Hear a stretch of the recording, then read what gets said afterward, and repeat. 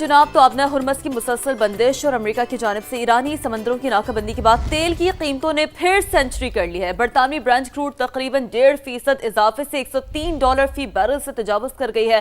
Quickly दीगर starts भी शामिल कर लेते हैं। इसी तरह अमरीकी खाम तेल का भी जिक्र करते हैं फवाद, $94 फी बैरल पर ट्रेड हो रहा है। बिल्कुल, और ये एक आप ये कह सकते हैं कि जंग के हवाले से ये फैक्टर तो सामने आ ही रहा है। ईरान ने आबनाए हुर्मुज़ में 2 बहरी जहाज़ों पर कब्जे की वीडियो भी जारी कर दी है।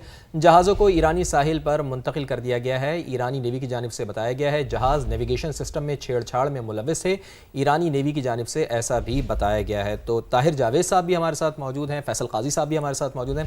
ताहिर साहब, अभी ब्रेक में भी आपसे बात हो रही थी तो बड़ी अच्छी आपने हमें याद दिलाया कि रोनाल्ड रेगन की जानिब से जब उनसे पूछा गया कि इंतखाबात जीतने के लिए क्या की फैक्टर्स होने चाहिए तो उन्होंने कहा जी 3 की फैक्टर्स हैं, यानी कि इकोनॉमी और इकोनॉमी। तो अभी तो हम ये देख रहे हैं कि जंग की वजह से तो इकोनॉमी का बहुत बुरा हाल हो रहा है अमेरिका के अंदर, और ख़ास तौर पर जो एक आम अमेरिकन है वो भी इससे बहुत ज़्यादा मुतासर हो रहा है। तो क्या आप समझते हैं कि ये तो फिर बहुत ज़्यादा हिट करेगा डोनाल्ड ट्रंप को, उनकी पॉलिसीज़ को, और इससे बढ़कर रिपब्लिकन्स को? तो इसका मतलब तो ये हुआ कि आने वाले दिनों में हम मिड टर्म इंतखाबात जो होने वाले हैं उसमें भी कोई बड़ा अपसेट देख सकते हैं, और फिर आगे जब इंतखाबात होने के लिए जाएंगे तो फिर एक आम जो आदमी है जो इकोनॉमी के ऊपर भरोसा करता है वो तो फिर बिल्कुल इनके मुखालिफ हो जाएगा। और ये बातें कुछ सर्वे से भी सामने आ रही है, बहुत हद तक सिचुएशन मिड टर्म के हवाले से कुछ ज्यादा पॉजिटिव नहीं है अमेरिकी सदर डोनाल्ड ट्रंप और इस्तीफे भी सामने आ रहे हैं। जी।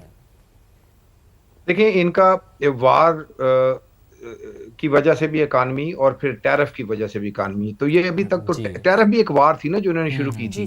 सो और टैरिफ की वार की वजह से भी इनके जो इकानमी मुतासर हुई। तो पहले तो ये 70 के ऊपर बैरल हो रहा था, फिर उसके बाद ये जितना भी ऊपर गया है ये तो 100 से ऊपर भी रहा है। तो ये 25 से 30% जो इजाफे के साथ लोग पे, अच्छा ये 25 से 30% प्राइस में इजाफा, लेकिन इसका इफेक्ट थोड़ा और ज्यादा हो जाता है प्रोड्यूस के ऊपर। तो इमीडिएटली जो इनकी जो आप ग्रोसरी जो जो जो फूड बास्केट है ना उसके ऊपर इमीडिएटली, और दूसरा ऑब्वियसली जो आपका व्हील जो मूव करता है। तो दोनों चीजों के बाद इस वक्त जो सिचुएशन है इसमें लोग क्रेडिट कार्ड के ऊपर अपनी कर रहे हैं, और उनके क्रेडिट के जो डेट है जो उसमें इजाफा हो रहा है। और अमेरिकन जो नेशन है वो कभी भी कंफर्ट जोन में नहीं जाती, और उनको फिर ये देखना पड़ जाता है कि भी अब हमने इसको पॉलिसीज को रुकवाने के लिए, तो फिर ये मिड टर्म इलेक्शन के अंदर वोट का जो है वो रुझान, प्रेसिडेंट ट्रंप तो बैलेट पे नहीं है लेकिन इनकी अपनी पार्टी की तरफ से ये सिर्फ मेरे ख्याल 7-8 सीटों का फर्क है टोटल इस वक्त, और ये 25-30 सीटों के ऊपर इस वक्त कैलकुलेशन हो रही है कि ये वोट हार जाएंगे ये इलेक्शन।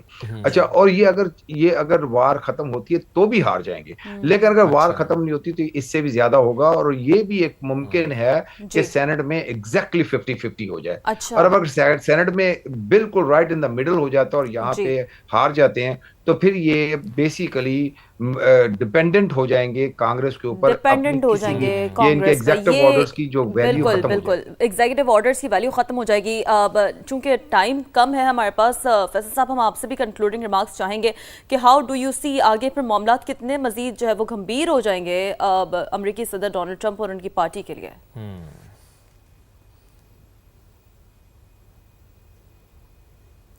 फैसल साहब सुन सकते हैं आप हमें? गालिबन फैसल साहब से गालिबन हमारा राब्ता मुनक़ता हुआ है। तो फैसल काजी साहब भी हमारे साथ मौजूद थे और तज्ज़िया दे रहे थे।